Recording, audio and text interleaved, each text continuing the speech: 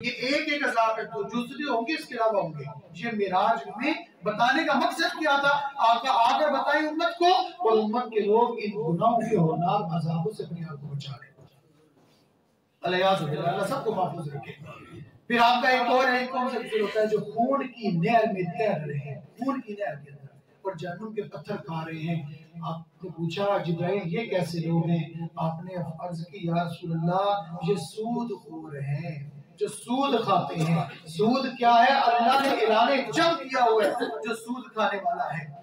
اللہ نے اس سود خور کے خلاف تیسرے پارے کے اندر فرمایا میرے اس کے خلاف اعلان جنگ ہے، اس کا سارا مال جو ہے وہ حرام ہو جاتا ہے۔ جو سود کھاتا ہے وہ بروز حشر اس کو عذاب کیا دیا جائے گا؟ خون کی نہر ان کے لیے ہوگی اور جہنم کا پتھر ان کا خوراک ہوگا۔ پھر اس کے بعد ایک اور قوم سے گزر ہوا جو جہنم کی کینچیوں سے اپنی زبانیں کاٹ رہے ہیں، استغفر اللہ، اور اس کے بعد ہونٹ کاٹ رہے ہیں۔ جہنم کی کینچیوں سے ہونٹ اور زبانیں کاٹی جا رہی ہیں۔ آپ نے پوچھا جبرائیل یہ کیسی قوم ہے؟ عرض کی یا رسول اللہ یہ بے عمل لوگ ہیں۔ لما تقولون ما لا تفعلون، وہ بات کیوں کہتی ہو جس پر عمل نہیں کرتے؟ یہ وہ عالم دین ہے، یہ وہ مرد ہیں، یہ وہ عورتیں ہیں جو دوسروں کو تو نصیحت کرتے ہیں لیکن خود اس نصیحت کے اوپر عمل نہیں کرتے، اوروں کو نصیحت خود میاں فصیحت۔ تو بے عمل لوگ بروز حشر ان کو عذاب کیا دیا جا رہا ہوگا؟ ان کی زبانیں اور ان کے ہونٹ لوہے کی کینچیوں سے کاٹے جا رہے ہوں گے۔ پھر سنیے جو بیماری ہمارے دل پر موجود ہے، ایک اور قوم سے گزر ہوتا ہے جو لوہے کے تانبوں کے ساتھ اپنے جو ناخن ان کو تانبے کے ان کو لگائے جائیں گے اور اس سے اپنے چہرے کو جو ہے نا وہ اس سے نوچ رہے ہوں گے، اپنے سینے نوچ رہے ہوں گے۔ یہ کون لوگ ہیں؟ عرض کی یا رسول اللہ یہ چغل خور ہیں، جو چغلیاں کرتا ہے، جو لوگوں کو آپس میں لڑاتا ہے، جو دوسرے کی عزت کو برداشت نہیں کرتا اور برداشت نہ کرنے کی وجہ سے وہ خواہ مخواہ جا کر چغل خوریاں کرتا ہے، اس کی بدخویاں کرتا ہے۔ جو عیب اس کے اندر موجود نہیں ہے وہ عیب بتا کر ان کے بارے میں باتیں کر کے وہ دشمن بناتا ہے، ان کی عزت کو گرانے کی کوشش کرتا ہے۔ جب یہ بھول جاتا ہے عزت اور ذلت دینے والی ذات تو اللہ رب العزت کی ذات ہے، وہ جب جس کو چاہے عزت دے اور جس کو چاہے وہ ذلت دے۔ اور بروز حشر اس چغل خور کے لیے جو عذاب ہوگا نا وہ کیا ہوگا؟ وہ لوہے کے ناخنوں سے اپنے جو ہے نا سینوں کو اور اپنے چہروں کو وہ نوچ رہے ہوں گے۔ پھر ایک اور سب سے بڑا جو گناہ ہے یتیم کا مال کھانا۔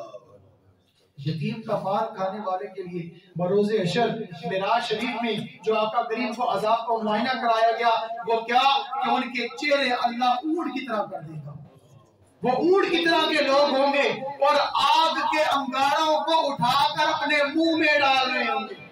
اعوذ باللہ، اللہ اکبر، اللہ محفوظ رکھے سب کو۔ اللہم انی اعوذ بک وذریتہ من الشیطان الرجیم۔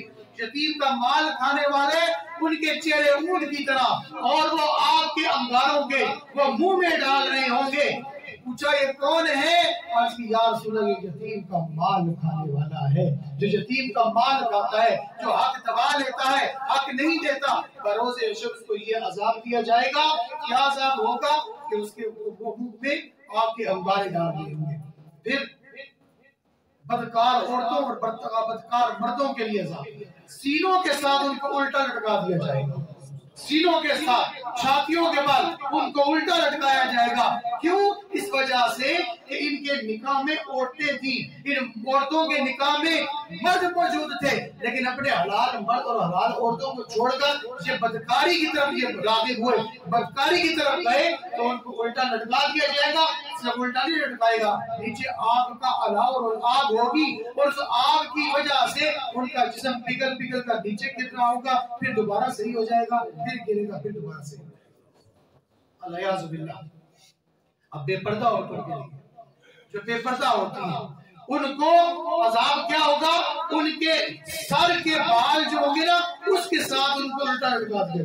تو یہ جہنم کے میں نے چیدہ عذاب آپ کے سامنے ذکر کیے ہیں۔ اللہ رب العزت مجھے اور آپ کو ان ہولناک عذابوں کو جو ہو رہے ہیں نا، جس جرم کی وجہ سے ہو رہے ہیں، اللہ ان جرائم سے بچنے کی توفیق